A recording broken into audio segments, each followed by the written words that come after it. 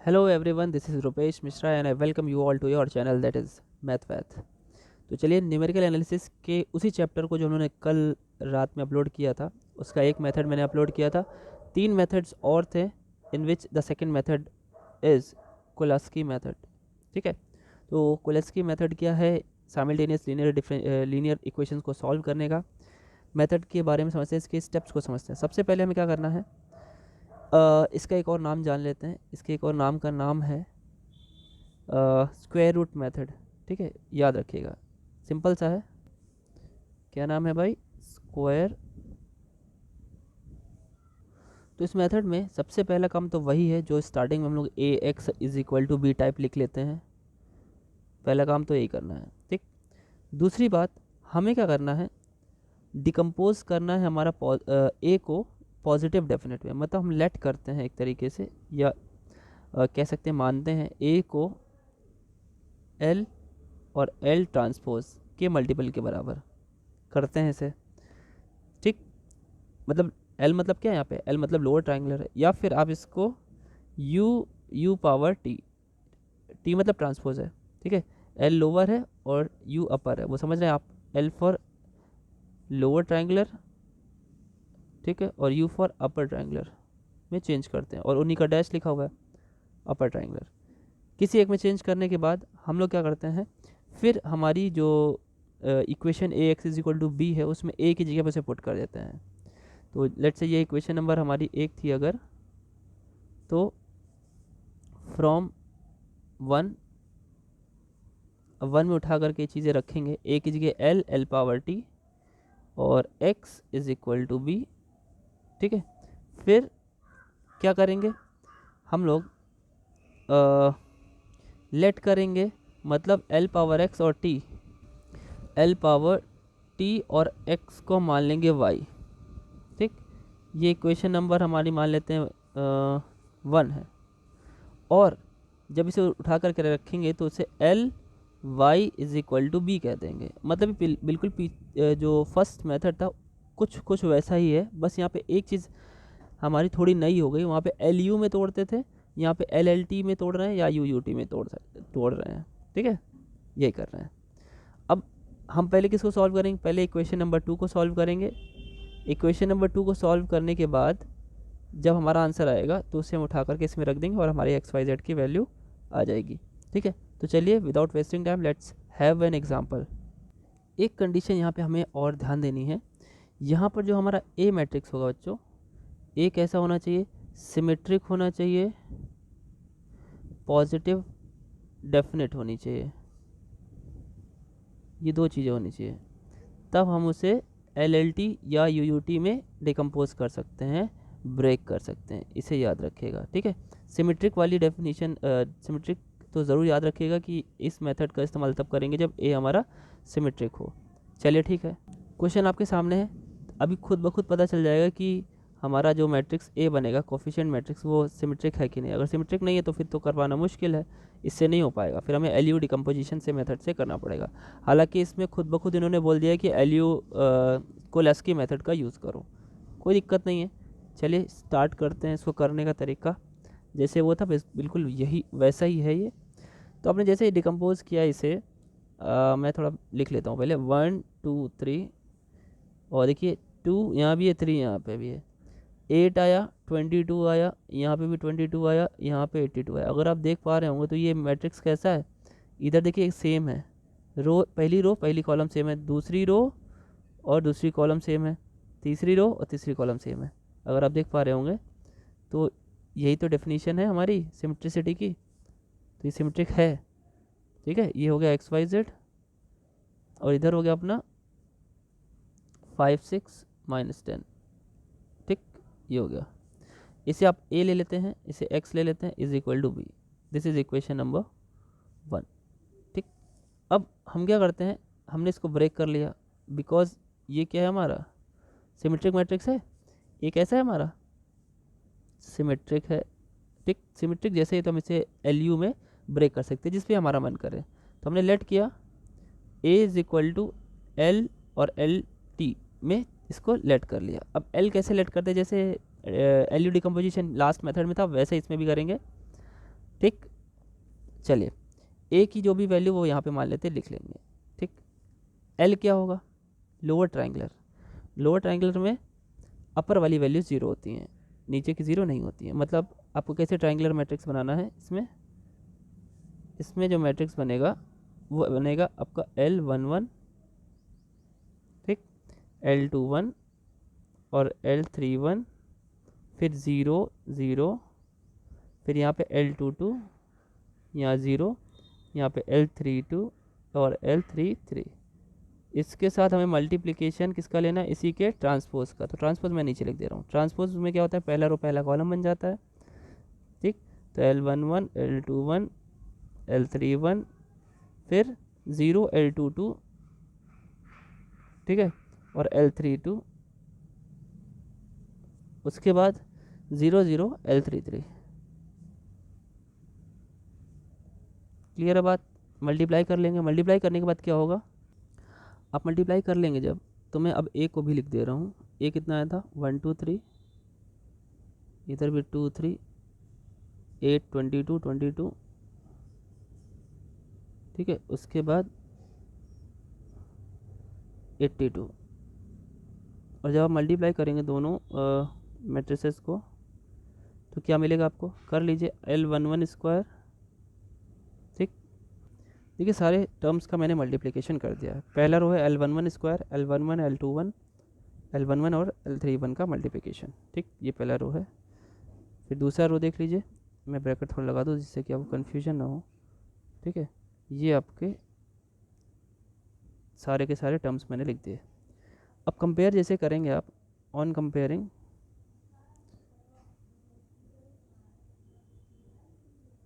Compare जैसे आप करेंगे तो क्या मिलने वाला है, मिलने वाली हैं चीज़ें, आपके आंसर्स मिलने वाले हैं।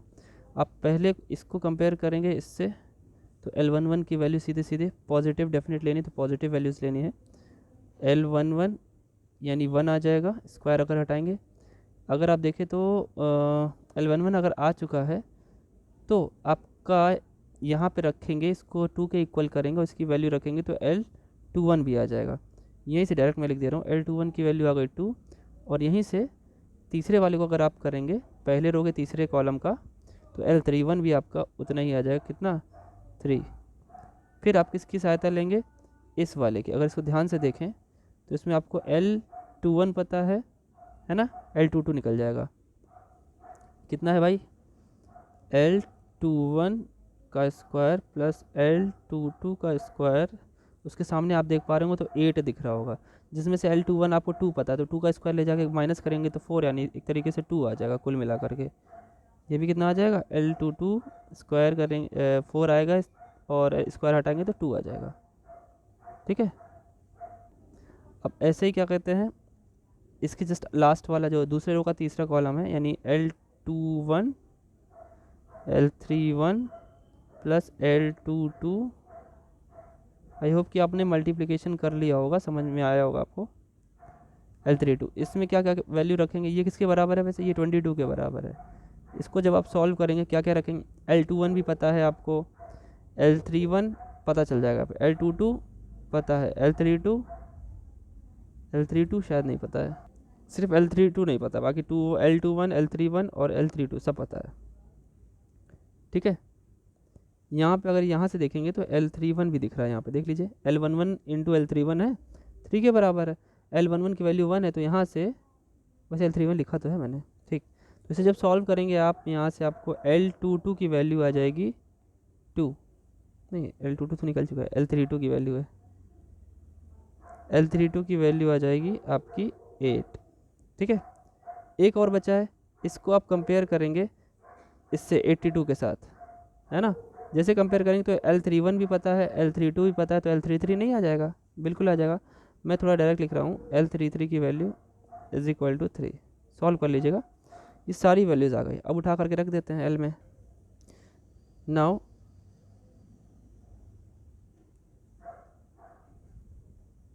L जो आएगा हमारा, L इज इक्वल टू क्या निकल के आएगा, बना लीजिए, 1 0 0 2 2 0 और 3 8 3।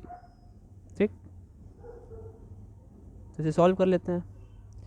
एल तो आ गया, हमें जो इक्वेशन थी हमारी एल एल पावर टी करके जो लिखा हुआ था उसी में हमको रखना है।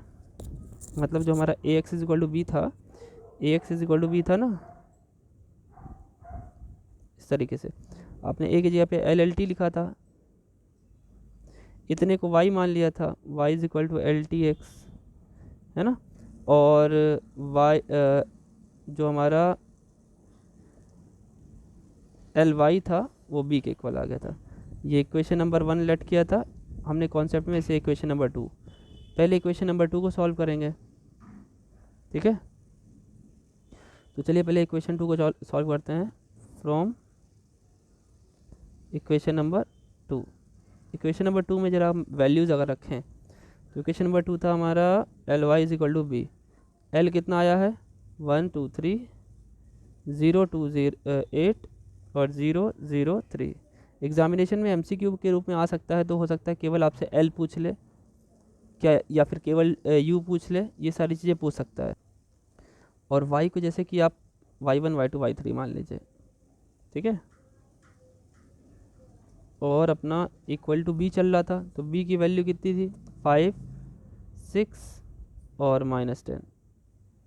सॉल्व कर लीजिए। आप जैसे मल्टीप्लाई करेंगे तो पहले रो को पहले कॉलम को पहले रो से मल्टीप्लाई करेंगे तो सिर्फ और सिर्फ y1 आ जाएगा, तो y1 की वैल्यू भी आ जाएगी। y1 की वैल्यू कितनी आ जाएगी, सीधे सीधे उसके सामने 5।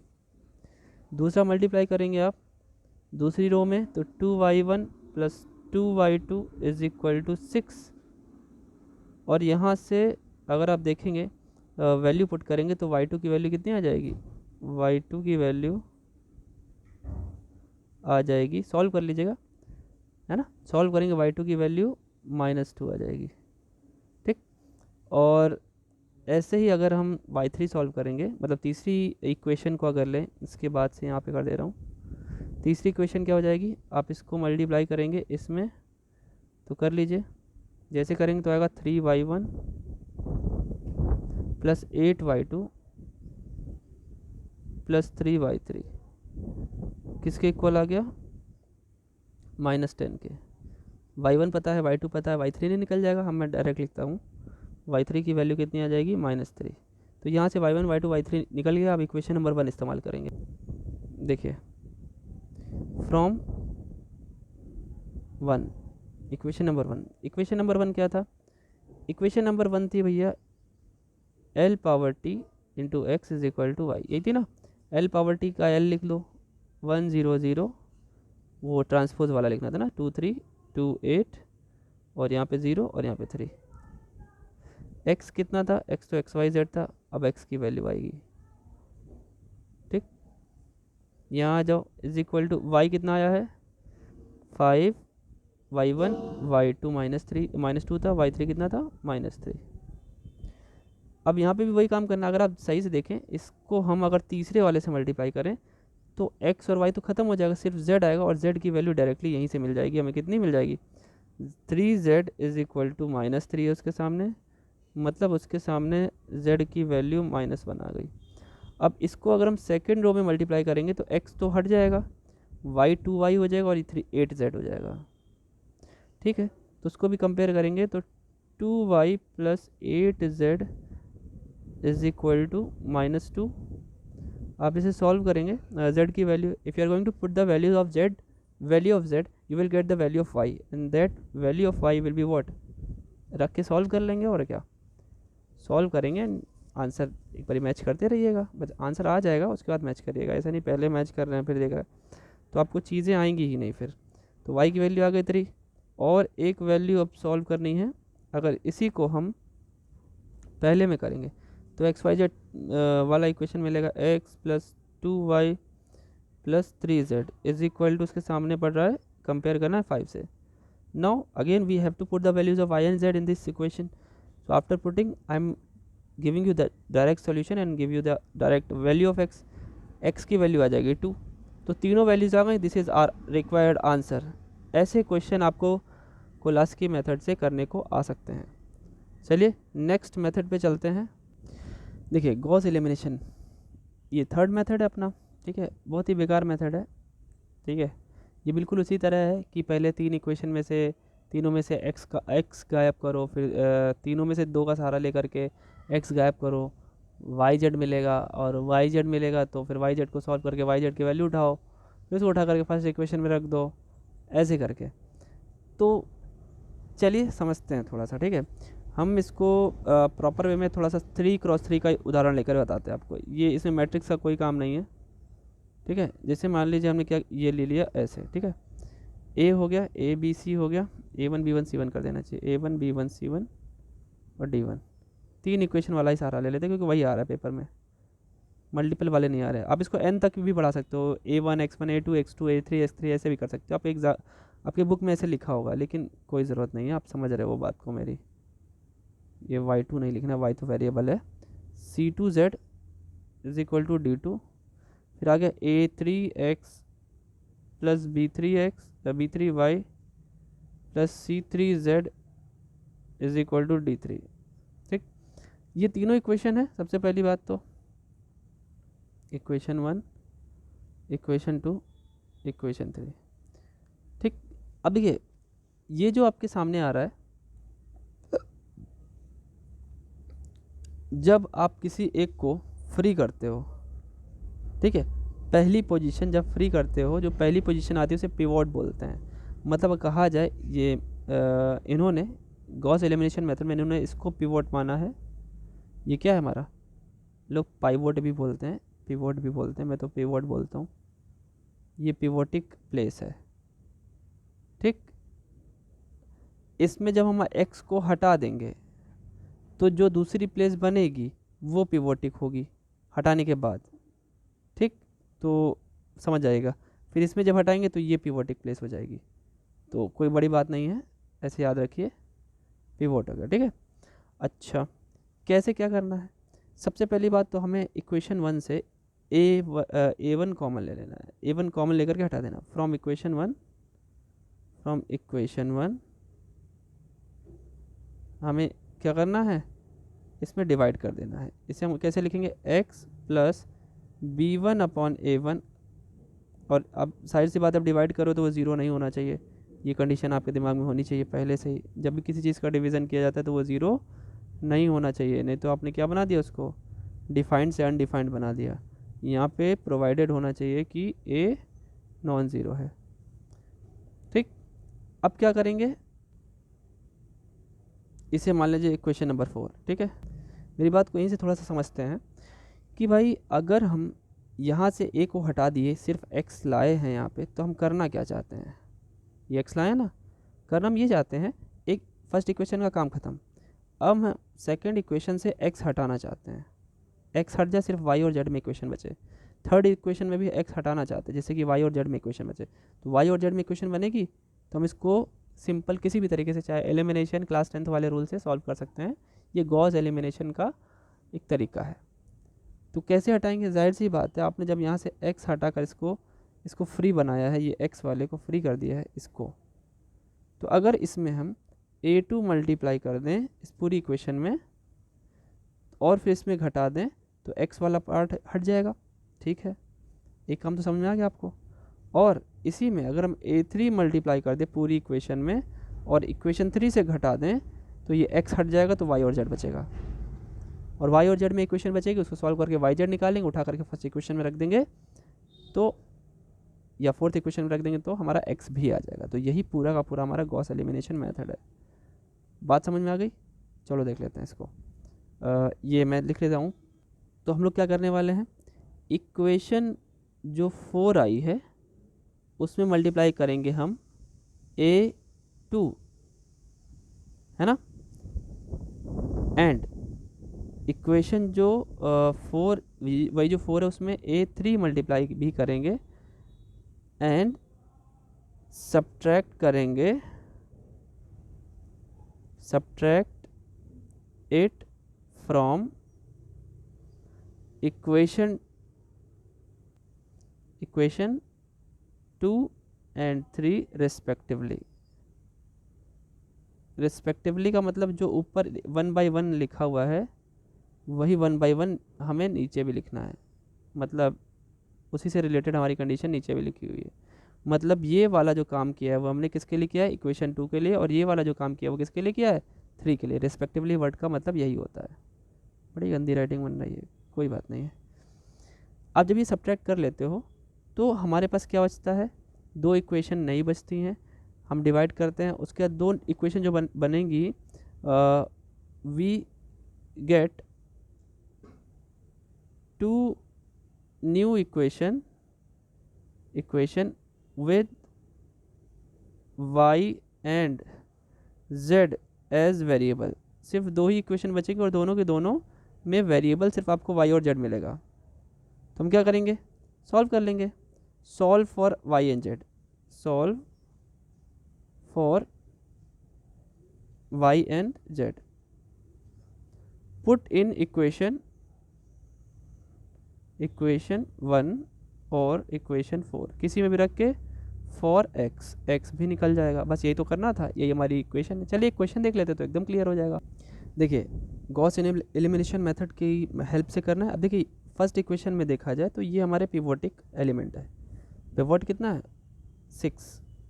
अब ये पिवोट 6 है तो इसी से हमको क्या करना पड़ेगा, सबको डिवाइड करना पड़ेगा। मतलब इक्वेशन 1 में हमें इस पिवोट से डिवाइड करना होता है। अब MCQ के लिए इसलिए याद भी ये आपको पता होना ज़रूरी कि पिवोट क्या होते हैं। ठीक है, पहले जो भी मिलेगा हटाने के बाद, जैसे इसमें तो पिवोट तुरंत मिल गया, अब आप इसको सॉल्व करके इसको इसमें से x हटा दोगे, है ना, तो इसमें जो मिलेगा वो पिवोट हो जाएगा। फिर इसमें से जो हटाओगे फिर जो मिलेगा उसमें वो पिवोट हो जाएगा। मैंने पहले बताया, ठीक है, एक मैं लिखवाया, बाकी आप अपने लैंग्वेज में लिख सकते हो। ठीक, तो अब क्या करो, सिंपल सा इक्वेशन 1 2 3 जो है इक्वेशन 1 में 6 से डिवाइड कर दो जिससे कि x फ्री हो जाए।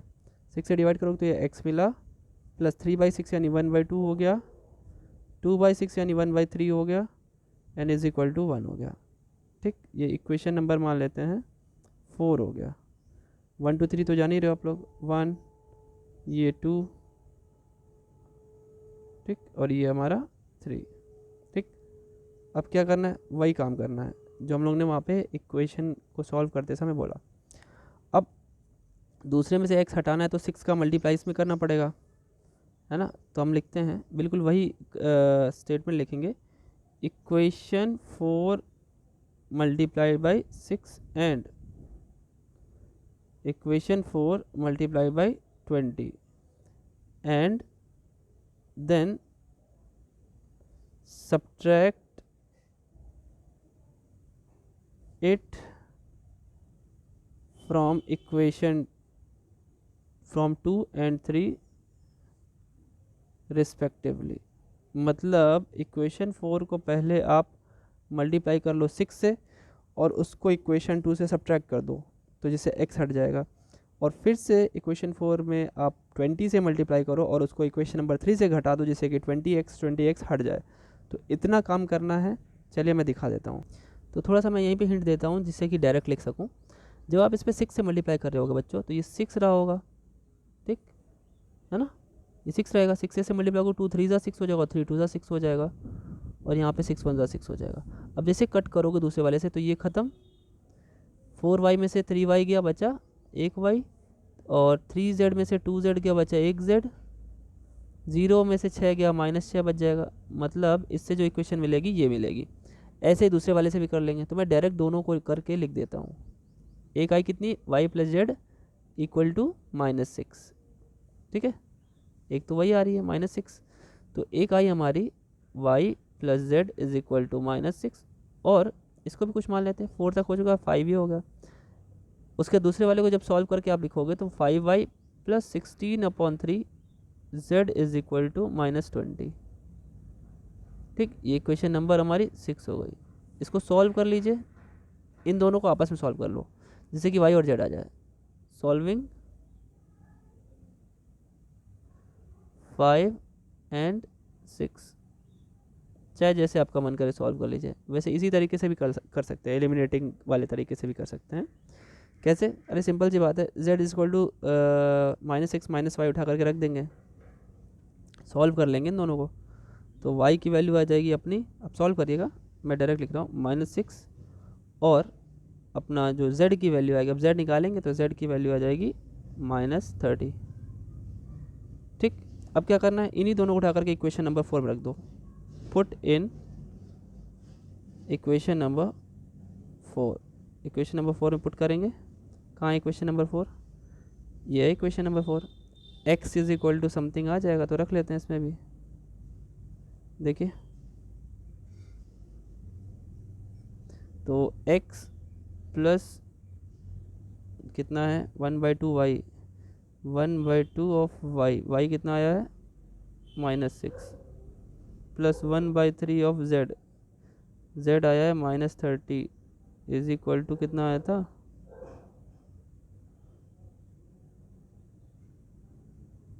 30, ओके, इज इक्वल टू 1। ठीक, इक्वल टू 1। सॉल्व कर लीजिए। x इज इक्वल टू कितना आएगा 2 3 ज़ा 6 -6 तो उधर जाके +3 हो जाएगा और -10 तो ये +10 हो जाएगा। तो x की वैल्यू आ गई अपनी 13 14। तो x y z सब आ गया, आंसर हो गया। समझ में आया मेथड? चलिए नेक्स्ट मेथड को भी करके इस चैप्टर को यहीं पे ख़त्म करते हैं। देखिए जो थर्ड मेथड है उसका फोर्थ मेथड है गॉस जॉर्डन मेथड। इसे एक तरीके से गॉस का एलिमिनेशन ही मेथड का एक एक्स्ट्रा ऑर्डिनरी रूप है, मॉडिफाइड है। क्या मॉडिफिकेशन है, हम लोग जो इससे पहले वाला मेथड था गॉस एलिमिनेशन, उसमें सिर्फ नीचे के साइड की चीज़ों को कट करते हैं, मतलब एक तरीके से अपर ट्रायंगुलर बनाते हैं। ठीक, लेकिन ये जो हमारा गॉस जॉर्डन मेथड है यानी मॉडिफाइड गॉस एलिमिनेशन मेथड है, उसमें ऊपर और नीचे दोनों जगह जीरो बनाते हैं, सिर्फ डायगोनल बचता है। तो इसको कैसे बनाएंगे वो सब देखिएगा। अच्छा, इस चैप्टर में ये 4 मेथड के अलावा भी और भी एक इटरेटिव मेथड है जिसके खुद के 3 मेथड और हैं। ये चैप्टर अपने आप में भी सबसे बड़ा चैप्टर था, इसमें कोई बात नहीं। मेथड्स इसमें 4 3 7, इस चैप्टर में 7 मेथड है टोटल। चौथा आज पढ़ रहे हैं हम लोग, एक वीडियो और कवर करनी पड़ेगी। आई एम एक्सट्रीमली सॉरी, मैं देखा नहीं, मैंने दिमाग में नहीं था, लेकिन चलिए उसको भी करना ज़रूरी है, मेथड्स पता होने चाहिए। एक ही क्वेश्चन करेंगे और एक वीडियो और लेनी पड़ेगी, इसमें चैप्टर बहुत बड़ा था।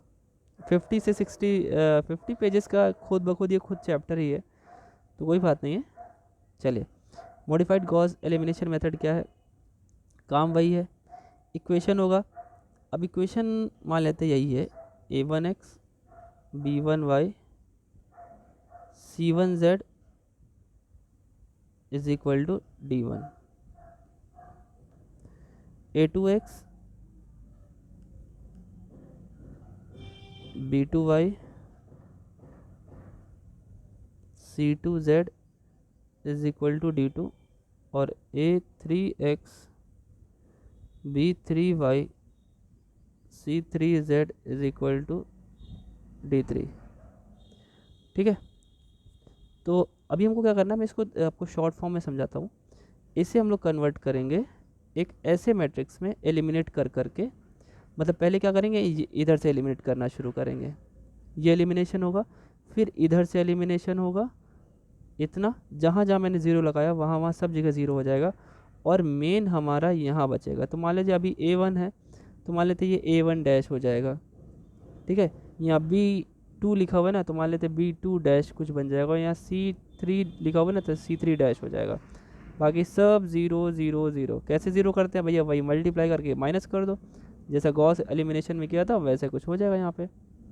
ठीक, ये इसमें कन्वर्ट हो जाएगा। उसके बाद हम लोग क्या करेंगे, हमारे डायरेक्ट जब हम एक्स वाई जेड को मल्टीप्लाई करेंगे तो डायरेक्ट पहली लाइन में हमें एक्स की वैल्यू मिल जाएगी, दूसरी लाइन में हमें वाई की, और तीसरी लाइन में हमें जेड की वैल्यू मिल जाएगी।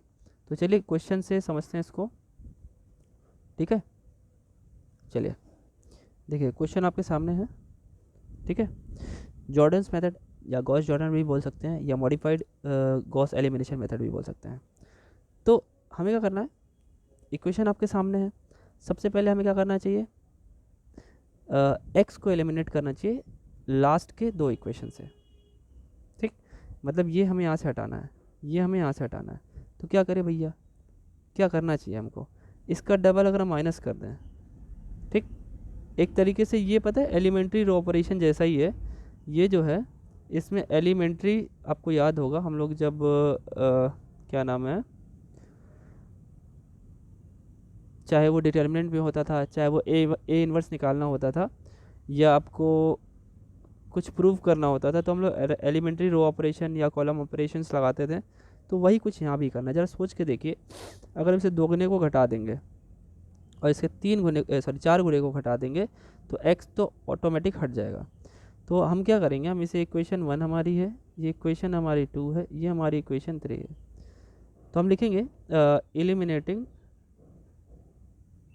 x from 2 and 3। अब वो कैसे करेंगे, अब आप देखिए, माइंडली ही कर लीजिए, दिमाग में ही कर लीजिए, ठीक है। तो दिमाग में करेंगे अगर हम, तो हम ये लिखेंगे x plus 2y plus z is equal to 8 है ना। हम क्या करेंगे, इसका डबल आप माइनस करो, डबल माइनस करोगे तो ये तो 0 हो जाएगा, यानी x की पोजीशन तो हट गई। इसका डबल यानी 2y का डबल यानी 4y, 4y को 3y में से माइनस करेंगे तो माइनस y बचेगा। z का डबल यानी 2z, उसको माइनस करोगे तो 4z में से तो 2z ही बचेगा। 8 का डबल 16, 20 में से माइनस करोगे तो आएगा 4। ठीक, यही काम नीचे वाले के साथ, इसका 4 टाइम्स x का 4 टाइम्स आप सब्ट्रैक्ट करोगे तो क्या आएगा, यहाँ पे x हट जाएगा। 2y का 4 टाइम्स यानी 8y, 8y को 3y से माइनस करोगे तो माइनस 5y आएगा। ठीक, उसके बाद z का 4 टाइम्स यानी 4z, 2z में से माइनस करोगे तो माइनस 2z आएगा। ठीक है, और 8 का 4 टाइम्स 32, 16 में से 32 गया, माइनस 16 बचा। ठीक, ये नए इक्वेशंस बन गया, मान लेते हैं 4, इक्वेशन 4, इक्वेशन 5, इक्वेशन 6। ठीक, या अगर इक्वेशन 6 बनाने से पहले अगर उसको हम पॉजिटिव करना चाहें तो कर सकते हैं, कोई दिक्कत नहीं है। ठीक है, अब हम y को एलिमिनेट करेंगे। ठीक, किससे, इक्वेशन 1 और 3 से। पहले हमने क्या किया, हमने x को एलिमिनेट किया, लेकिन पहले इक्वेशन में x बचा लिया। अब दूसरे इक्वेशन की हेल्प लेकर के हम y को एलिमिनेट करेंगे और फिर z को एलिमिनेट करेंगे, ऐसे करते करते हम कर लेंगे। अब देखिए, y को एलिमिनेट करने के लिए हम क्या करें, इसका डबल ऊपर जोड़ दें और इसका 5 टाइम्स नीचे घटा दें, है ना। मेरी बात ध्यान सुनिएगा, हम यहाँ पे शो कर देते हैं आपके लिए। अगर हम इससे इसका डबल ऐड कर दें, नोटेशन समझिएगा, और इसका 5 टाइम्स क्या करें, सब्ट्रैक्ट कर दें, तो यहाँ से ऊपर और नीचे से y हट जाएगा। तो क्या आएगा, तो इक्वेशन बचेगी आपकी, ऊपर वाले में माइनस कर रहे होंगे तो x plus 5z is equal to 16। ठीक है, minus y plus 2z is equal to 4। उसके बाद लास्ट में जो नीचे तो केवल y और z था तो y हट गया, तो सिर्फ z बचा, माइनस 36। जैसे बताया वैसे करिएगा। अब क्या करें, अगर आप देख पा रहे होंगे तो z की वैल्यू तो वैसे ही आ गई, लेकिन आप z को भी एलिमिनेट करने की कोशिश करिए अगर हो सके तो। ठीक, तो करते हैं, देखो अब ये 4 5 6 था, 7 8 9, 3 इक्वेशन और मिल गए। अब जरा सोच के देखिए हम कैसे एलिमिनेट करें। देखिए, हम एक काम करते हैं, हम z की हेल्प लेनी है ना। z एलिमिनेट करने के लिए हम क्या करें, इससे इसमें एलिमिनेट करने के लिए, है ना, इसका 1/6 अगर हम ऐड कर दे ले जा करके, तो देखिए इसका 1/6 करेंगे अगर आप, तो क्या हो जाएगा, 6 2 12। जैसे ऐड करेंगे minus 2z plus 2z cancel हो जाएगा। तो इतना तो आप समझ रहे होंगे बात को मेरी। और इसी का कितने टाइम्स कर दें, इसी का 5z लाना ना, तो 5/12 मल्टीप्लाई कर दें इसमें और क्या कर दें, सिंपल सा ऐड कर दें, तो ये भी हट जाएगा। तो एट लास्ट बचेंगे क्या, जो सब सॉल्व होने के बाद क्या बचेंगे, सॉल्व होने के बाद हमारे पास क्या बचेगा, 3 इक्वेशन फिर से बचेंगे। एक आएगा 12x is equal to, solve कर लीजिएगा 12। ठीक, उसके बाद आएगा minus 6y is equal to minus 12 और minus 2z is equal to minus 36। तो अब आप अगर देख पा रहे हो तो केवल x, केवल y और केवल z ही दिख रहा है। x इज इक्वल टू 1 आ गया, y इज इक्वल टू 2 आ गया और z is equal to 18 sorry. तो ये x y z की वैल्यू आ गई। ये था हमारा मॉडिफाइड गॉस एलिमिनेशन मेथड या फिर गॉस जॉर्डन मेथड या फिर सिंपली जॉर्डन मेथड। इसके बाद की जो 3 मेथड्स हैं वो भी इसी चैप्टर में, हालांकि अलग चैप्टर होना चाहिए उनके लिए, वो कुछ अलग हैं मेथड्स, ठीक है। वो अप्रॉक्सीमेशन वाले मेथड्स हैं, अलग ही रखना चाहिए उनको, लेकिन कोई बात नहीं है। मुझे लगा, इसलिए मेरे दिमाग में था कि शायद यही 4 एक 5 मेथड्स हैं, एक डायरेक्ट मेथड और बाकी ये 4 मेथड्स। चलिए कोई बात नहीं, उन मेथड्स को हम लोग नेक्स्ट वीडियो में तीनों के तीनों कवर कर लेंगे, ठीक है। और जो आपकी मेट्रिक स्पेस की जो वीडियो है वो शाम में आएगी, ठीक है। तो इसको भी पढ़िए, छोटी छोटी चीज़ें जो बताई जाती हैं उन्हें ध्यान रखिए, उन्हीं से एमसीक्यू बनते हैं। न्यूमेरिकल एनालिसिस में बहुत ज़्यादा एमसीक्यू बनाने के चांसेस अलग अलग नहीं मिल पाते, आप देख पा रहे होंगे सब लॉन्ग आंसर्स हैं, ठीक है। तो चलिए मिलते हैं फिर नेक्स्ट वीडियो में आपके अपने प्यारे से चैनल मैथ पर। Thank you.